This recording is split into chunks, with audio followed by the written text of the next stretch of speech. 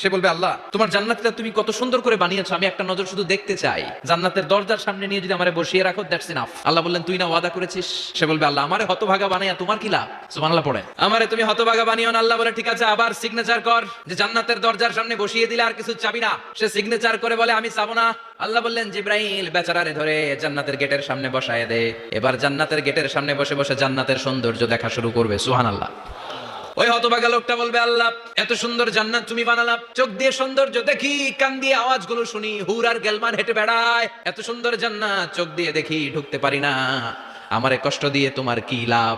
ও আল্লাহ আমারে তুমি মাফ করে দাও, জান্নাতের চিপার মধ্যে এক কর্নারে তুমি একটু আমারে জায়গা করে দাও। আল্লাহ বলবেন ওয়াই হাক ইবনা আদম, তোর ধ্বংস হোক হে আদম জাত, মা আগদারাকা, তোর চেয়ে বড় গাদ্দার আমি আমার সৃষ্টিকুলে কাউরে দেখি নাই, কারণ তুই আমার সাথে চুক্তি করিস আর চুক্তি ভঙ্গ করিস। আল্লাহর রহমতের দরিয়ায় তখন জোশ খেলে যাবে, ওর আকুতি মিনতি চাহনি আল্লাহর